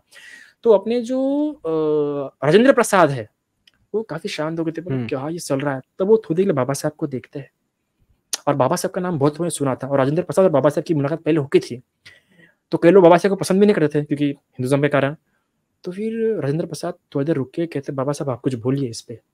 जबकि बाबा साहब का नंबर नहीं था, बाबा साहब का नंबर और 2-3 दिन बाद था, तो उनका स्पीच वो रेडी करके नहीं आए थे, पर उनको बोलिए, बाबा साहब बोलते।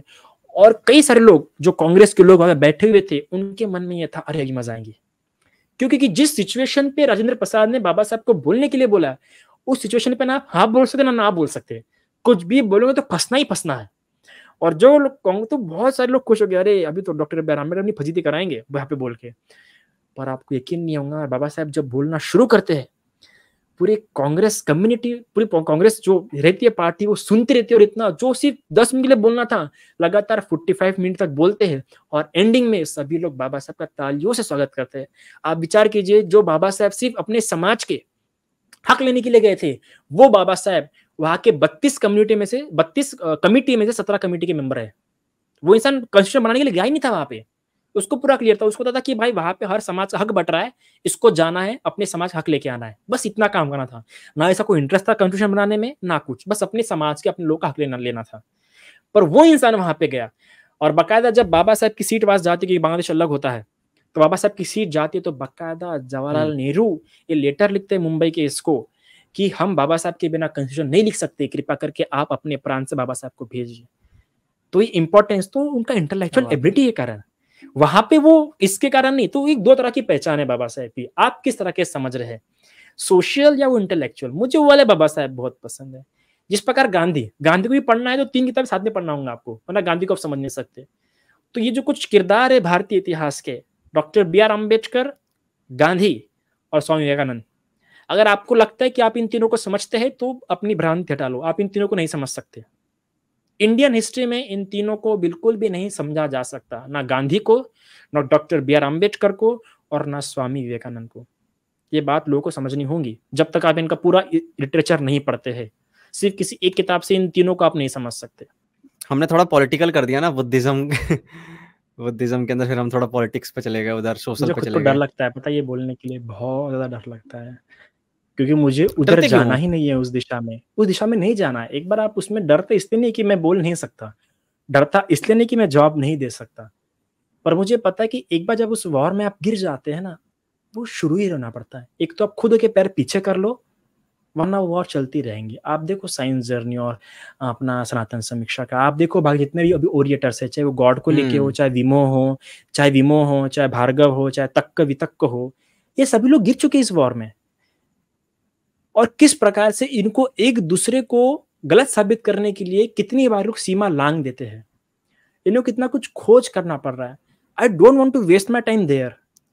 आप वही देख लो, द फिलोसॉफी गाय उत्कर्ष, अपना मस्त है भाई, अपनी फिलोसॉफी उधर, हाँ उसको मतलब ही नहीं है, तुम लोग इधर जंग छेड़ो, मुझे कोई मतलब नहीं।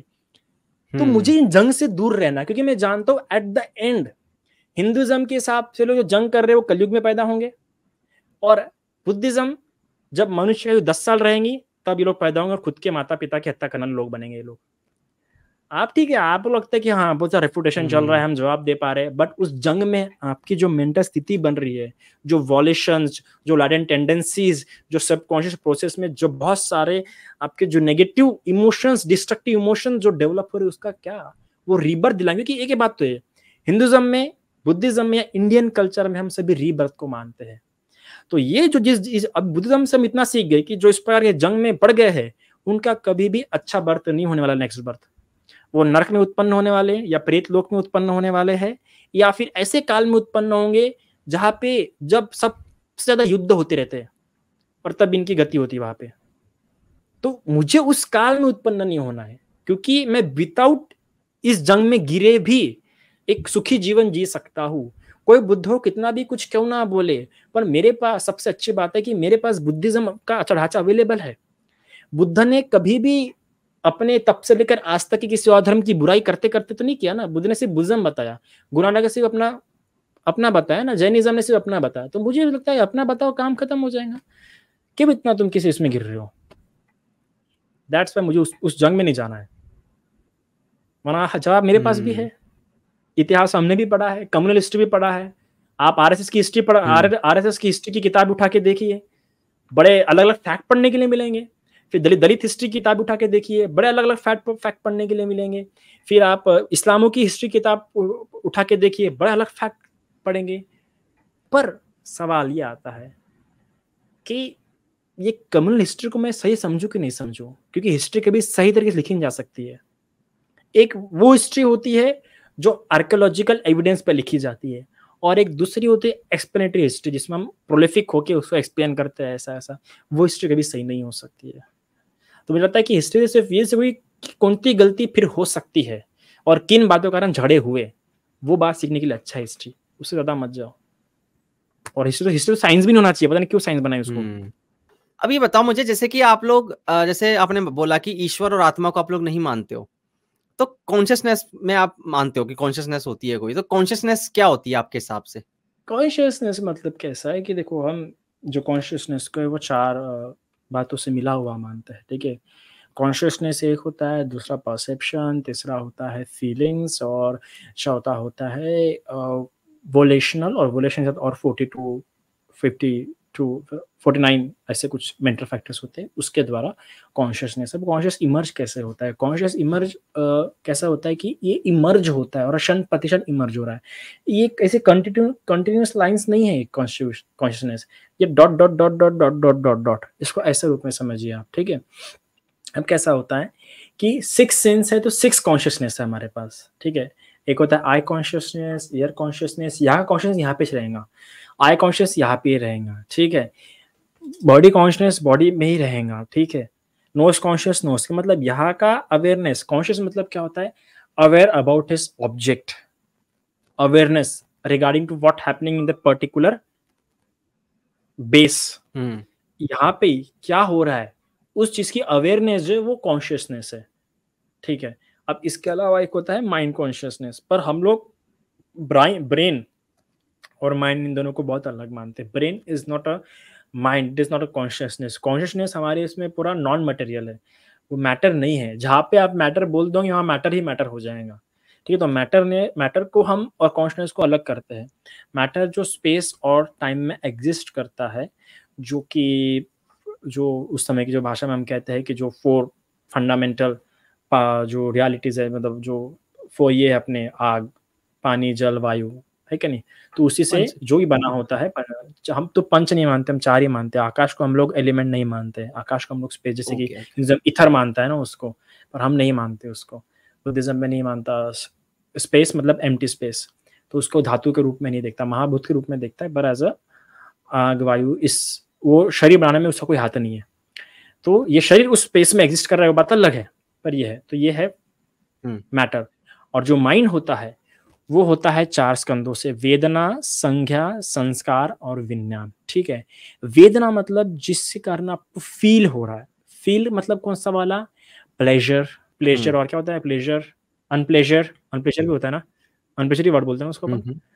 सो प्लेजर, अनप्लेजर और सैडनेस बोलेंगे ना, तो सैडनेस हो गया ना अनप्लेजर। पर फिर सैडनेस एक अलग इमोशन हो जाता है। सैडनेस एक इमोशन है, एक फीलिंग नहीं है बुद्धिस्ट साइकोलॉजी के हिसाब से, ठीक है। तो फीलिंग्स अलग हो जाती है, इमोशंस अलग हो जाते हैं। तो एक होता है ये जो हमारा जो माइंड है इन 4 चीजों से बना हुआ है, कॉन्शियसनेस, फीलिंग इसमें हम फील करते हैं आइदर प्लेजर और अनप्लेजर, या फिर जो प्लेजर भी ना हो और अनप्लेजर भी ना हो, उस बीच का जो रहता है वो, है क्या नहीं। जिस प्रकार से किसी का फ्रेंड ने हाथ लगा लिया तो हमारे लिए प्लेजरेबल है और ना ही ये है, एक कॉमेडी वाली फीलिंग है वो, ठीक है।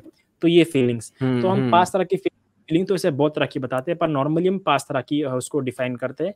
एक तो बॉडी के लेवल पे प्लेजर, अनप्लेजर और ये, और दूसरी होती है मेंटल फीलिंग, जिससे हम कहते हैं सोमनस दोमनस, मतलब मेंटल प्लेजर और जो कि बॉडी से रिलेट नहीं होती है, बस थॉट से रिलेट होती है ना, तो उस प्रकार की फीलिंग होती है। तो ये होता है फील, एक काम करता है सिर्फ फील करने का, ठीक है। ये फील कर रहा है, ये माइंड के जो 4 पार्ट्स है ये जान नहीं रहा, ये सिर्फ फील कर रहा है, ठीक है।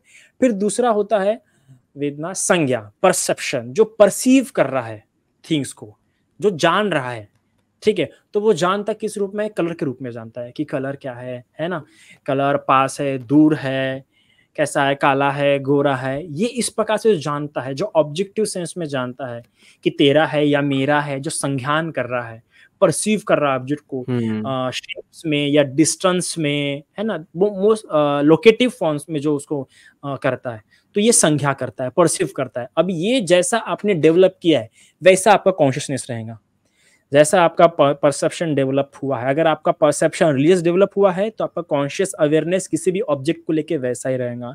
अगर आपका ऑब्जेक्टिव या फिर स्केप्टिकल फॉर्म में आपका परसेप्शन डेवलप हुआ है तो आपकी अवेयरनेस उस ऑब्जेक्ट को लेके, इस वर्ल्ड को लेके हमेशा क्या रहेंगी, वैसे ही। तो परसेप्शन इज बहुत इंपॉर्टेंट होता है, और परसेप्शन एकदम से नहीं आता है।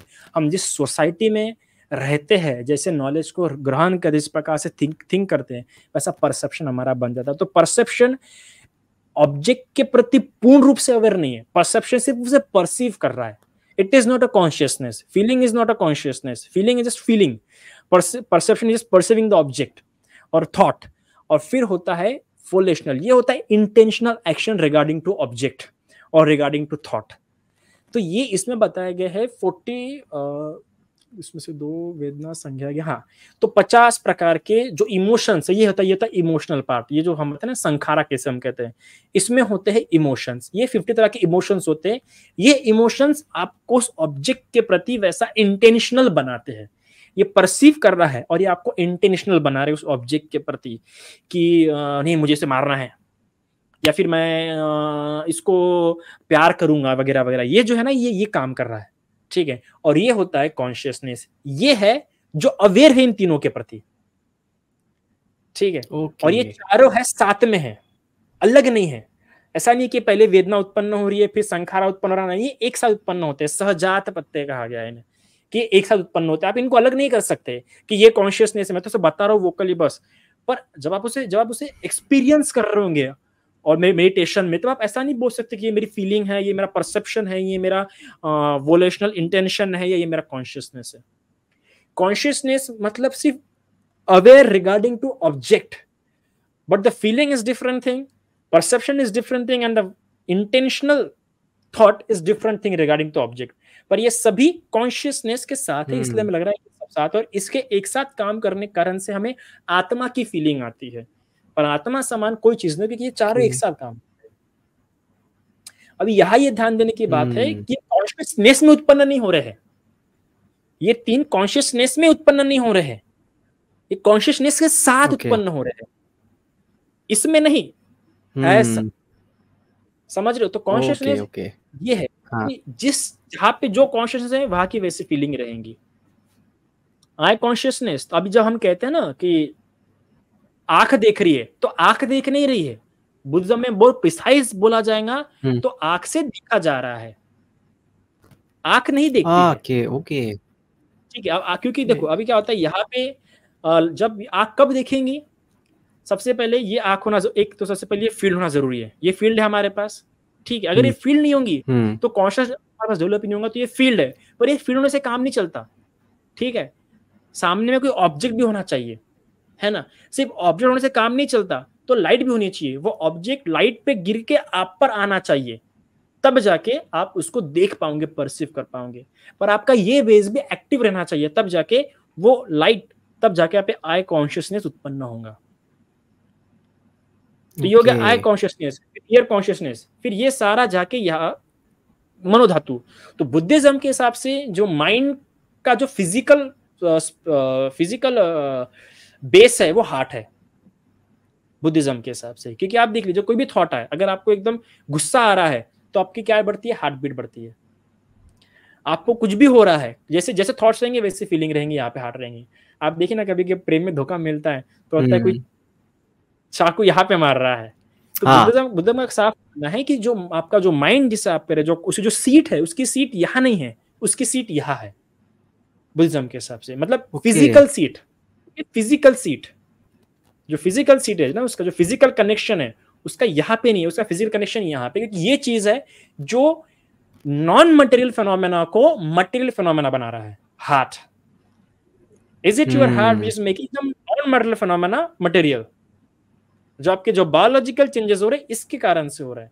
अगर आप अपनी हार्ट बीट को मेंटेन रखे तो आपको फियर फील नहीं होगा, और इसलिए जो अरहंत होता है, जो एनलाइटेड पर्सन होता है, उसको फियर फील नहीं होता है।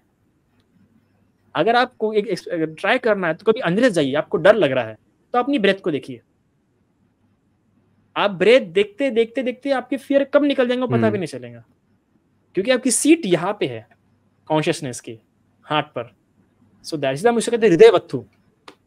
ये फिजिकल सीट हो गया उसका। बट हम ये मानते हैं कि जो कॉन्शियसनेस है वो पूरा नॉन मटेरियल है, बट क्योंकि कांटेक्ट में आने के कारण से ये इनका जो रोल है वो 24 प्रकार के फोर्सेस होते हैं, जिसके कारण से physical non physical to physical होता है और फिजिकल टू नॉन फिजिकल होता है।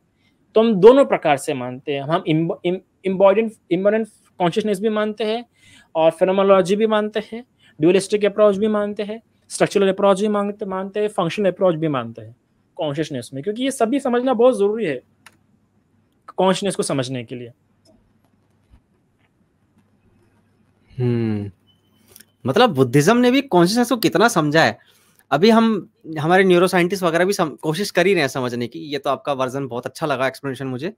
अभी हम समझने की कोशिश कर ही रहे हैं। बुद्धिज्म की एक बात बहुत अच्छी है कि बुद्धिज्म ने ऐसा नहीं, कॉन्शियसनेस के बारे में इंडियन लिटरेचर में बहुत सारे साधु सन्यासियों ने बात की है, बहुत सारे दर्शनों ने बात की है, पर बुद्धिज्म ने जब बात की तो विदाउट सोल और विदाउट गॉड और with the acceptance of body, ऐसा डिस्कशन आपको इंडियन लिटरेचर में नहीं मिलेगा। क्योंकि जो भी ब्रह्मवाद को मानते हैं, है ना, हम ब्रह्मस्मि वगैरह, जितने भी नेति वाले जितने भी फिलोसोफर्स है, मैं किसका ये नहीं कर रहा, इंसल्ट नहीं कर रहा, बस जस्ट कैजुअली बोल रहा हूँ कि जितने भी है, कहीं ना कहीं ये ब्रह्मा को या जब सोल को मानते हैं तो आपके लिए जो माइंड का जो वर्किंग प्रोसेस है या जो माइंड का जो फेनोमेना था, जो माइंड और बॉडी जो कनेक्शन होता है, वो काफी दुय्यम हो जाता है, समझ रहे? क्योंकि एट द एंड इनके हर चीज के पीछे सोल ही आने वाली है। पर बुद्धिज्म में ऐसा कि सोल को ही नहीं मानता है, तो उसको हर चीज में एक्सप्लेनेशन में माइंड और मैटर, इन दोनों का फंक्शन और कनेक्शन और कैसे इंटरकनेक्शन है, ये सब समझाना पड़ेगा। मतलब जो मैंने टॉपिक्स चूज करे थे उसी के अराउंड, मतलब टॉपिक्स तो और भी मैंने सोचे थे कि और भी कुछ सोचूंगा। जैसे मैंने विपासना की बात करी थी कि विपासना के ऊपर बात करेंगे, मेडिटेशन के ऊपर बात करेंगे, लेकिन मैंने अभी सोचा कि अभी हमने बुद्धिज्म के अराउंड बात करी तो बुद्धिज्म के अराउंड ही रहने देते हैं। मेडिटेशन के लिए किसी और फ्यूचर में कभी हम पॉडकास्ट करेंगे। तो कुछ कहना चाहोगे आखिर में? क्या कहूँ बताओ, किस चीज पे कहूँ बताओ? नहीं मतलब फाइनल में कुछ कहना चाहता है इंसान, लाइक कोई मैसेज देना चाहते हो ऑडियंस को, कुछ कहना चाहते हो, कुछ भी? मैं सिर्फ इतना ही कहूंगा कि देखो, अब YouTube पे जो काम चल रहा है या जो इंस्टा पे जो काम चल रहा है कि भिन्न भिन्न धर्म के लोग ये प्लेटफॉर्म इस्तेमाल कर रहे हैं एक दूसरे पे टिप्पणी करने के लिए, तो इट इज बेटर कि आप उस इंसान के पास जाइए और क्लैरिफिकेशन उसके रिलीजन का जानिए। इस प्रकार से धर्म को मत समझिए कि यार मेरा धर्म श्रेष्ठ है, ये ऐसा इस प्रकार से मत कीजिए। सबसे पहले समझिए कि फिलोसॉफिकल डिस्कशन क्या होता है। इस बात को सबसे पहले, जो भी लोग धर्म के बारे में कुछ भी सुनना चाहते हैं, तो धर्म के बारे में आप उसका रिलीजियस एस्पेक्ट सुन रहे हैं या साइंटिफिक अप्रोच सुनना चाहते हैं या सोशल इन्फ्लुएंस। मैं हर उस व्यक्ति से ये कहना चाहूँगा कि प्लीज में डिफरेंस करना सीखो आप लोग, है ना। अगर आप धर्म को साइंस के रूप में जानना चाहते हैं तब समझ लेना वो धर्म नहीं है, ठीक है। इस पूरे क्षेत्र में जितने भी साइंस के आज ब्रांचेज है या नॉलेज जितने भी ब्रांचेज है, उसमें 3 ब्रांचेज बहुत प्यारे हैं और वो 3 ब्रांचेज अपने आप में इंडिपेंडेंट ब्रांचेज है मेरे हिसाब से। आप उसको अगर किसी और चीज के रिलेटिव में समझोगे तो आप उस ब्रांच को तबाह कर रहे हो, उसकी मेथड को तबाह कर रहे हो। क्योंकि कोई भी ब्रांच अपनी मेथड के कारण आज अस्तित्व में है, साइंस अपनी मेथड के कारण साइंस है, ठीक है। तो 3 ब्रांच को समझ लो, फिलोसॉफी, रिलीजन एंड साइंस। तीनों चीज को मिलाने के चक्कर में धर्म छूट रहा है सभी लोगों से।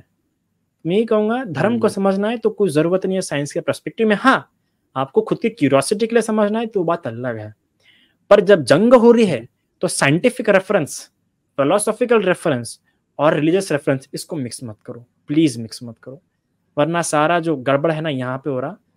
दूसरी बात मैं जो कहना चाहूंगा, आजकल एक बहुत ही खतरनाक ट्रेंड चल रहा है, बाबाओं का ट्रेंड। मैं देख रहा हूँ कि बच्चे लोग बाबा बन रहे हैं। जो धर्म ऐसा काम कर रहा है वो धर्म अपने आप को नष्ट कर रहा है और मौके दे रहा है किसी और को बोलने के लिए। आप सबसे जो गलत बात लगती है कि बच्चे मुझे बाबा बनते हुए दिख रहे हैं, ये बात गलत है। सबसे पहले विशेष रूप से अगर ये पाश्चात्य जगत में होता तो मुझे गलत नहीं लगता, क्योंकि वहां पे फिलोसॉफीज है, ठीक है। वहां पे आप किताबें पढ़ लोगे, फिलोसॉफी नॉलेज आ जाएगा। पर इंडियन फिलोसॉफी में होते हुए दर्शन है, एक अध्यात्म है। यहाँ पे धर्म बाद में, अध्यात्म पहले। अध्यात्म के कारण से धर्म की उत्पत्ति हुई है यहाँ पे। तो अध्यात्म होने के कारण से उस व्यक्ति को जो धर्म बता रहा है उसने कम से कम 3 या 4 या 5 साल पका होना चाहिए किसी गुरु के सानिध्य में। और आजकल के जो बच्चे मुझे दिख रहे हैं या जो भी बोलने वाले दिख रहे हैं धर्म पे, मैं ये जानना चाहूँगा कितने साल अपने आचार्य गुरु शिष्य परंपरा में रहे हैं? पहले उन्होंने उस परंपरा में रहना चाहिए, फिर उसके बाद बोलने के लिए आओ मंच पे। वरना आज क्या होगा, आज तुम अच्छा काम कर रहे हो, तुम भी कल भटक सकते हो, तुम में भी कामुकता उत्पन्न हो सकती है। मैं 9 साल से जीवन में हूँ, पर मैं मेरी कल गारंटी नहीं दे सकता, कल भी जाके मेरा किसी लड़की पे दिल आ सकता है, किसी भी दिल आ सकता है, भटक सकता है, क्योंकि मैं संसार में हूँ। तो सबसे पहले एक ट्रेनिंग पीरियड कंप्लीट करो, किसी को भी अपना बाबा, किसी को भी अपना गुरु मत बनाओ, वरना फिर लोग उंगली उठाएंगे ही उठाएंगे, फिर आप उनको बोल नहीं सकते हैं। तीसरी बात मैं जो बोलना चाहूँगा, अगर कोई क्रिटिसिज्म कर रहा है, तो कितने हद तक सही है, मैं वो प्लीज़ आप सभी लोगों को जानने की बस हाँ, हमारे मैं आजकल देख रहा हूँ कि आज की यूथ है, चाहे वो बुद्धिस्ट यूथ हो, हिंदू यूथ हो या इस्लामिक यूथ हो, उसको लग रहा है कि नहीं मेरे धर्म पे बोला जा रहा है, पर ये देखिए कि वो सही है कि नहीं है। इस बात को ना देखने के कारण कि हाँ, बस हमें उस जंग में उतारना है, क्योंकि मैं खुद के मेरे फ्रेंड्स देख रहा हूँ, जैसे भार्गव, इतना इंटेलेक्चुअल व्यक्ति मुझे बहुत बहुत पसंद है भार्गव। उसका इंटेलेक्चुअल कैपेबिलिटी, चीज़ों को समझने का तरीका और समझाने का तरीका बहुत अच्छा लगता है, तर्क वितर्क का तरीका अच्छा लगता है। पर मुझे बहुत बुरा लगता है कि जब ये लोग इस प्रकार के वॉर में गिर जाते हैं। वॉर में गिरोगे तो नुकसान तुम्हारा ही होने वाला है, क्योंकि दर्शन भी तुमसे छूट जाएगा, धर्म भी तुमसे छूट जाएगा और विज्ञान तुम्हें छूट जाएगा, क्योंकि वही इन सबके साथ होते जा रहा है। जस्ट इतना ही कहना था मुझे। अब जाने का वक्त हो गया। बहुत बहुत शुक्रिया, आपने इतना वक्त निकाला और इतने अच्छे से समझाया। और आशा करता हूँ दोबारा जल्दी मुलाकात होगी, कुछ नए टॉपिक्स के ऊपर डिस्कशन करेंगे फ्यूचर के अंदर। And try to be more आपकी प्रिसाइज हंसी बहुत सब्जेक्ट, कि ऐसा नहीं है कि ये भी जानना है, वो भी जानना है, वो भी जानना है, वो भी जानना है। जस्ट लाइक भार्गव का टॉपिक था, हाँ हाँ, मैं गॉड ऑफ समझ एविडेंस। सकता हूँ कि कई बार ऐसा हो जाता है कि लाइक भार्गव का टॉपिक कब अच्छा था, गॉड ऑफ एविडेंस, तो हम्म, उसी के साथ पूरा रहा। मैं समझ अभी मेरे सकता हूँ। ख्याल से उत्कर्ष फिलोसॉफी, क्या नाम है उसका, उत्कर्ष ही नाम है उसका, भी काफी अच्छा लगा। मैंने सुना, तुम्हारे चैनल पे सुना है उनका, उत्कर्ष अभी काफी अच्छा था, साइंटिफिक में उसने सबको समझा, कॉल पापा वगैरह को। वैसा टॉपिक रहेगा तो मुझे भी मजा आएगा बोलने में, और मैं भी एटलीस्ट प्रिपेयर होके आऊँ स्लाइड्स के बिल्कुल साथ। बिल्कुल ओके, बिल्कुल बिल्कुल रेडी, बिल्कुल मजा आएगा। अगर स्लाइड्स की बात है तो बिल्कुल पीपीटी बना के करेंगे नेक्स्ट टाइम। तो चलिए चलते हैं अब, ठीक है। बहुत अच्छा लगा आपसे बात करके। तुमसे भी मिलके बहुत अच्छा लगा। Take care. You too bye.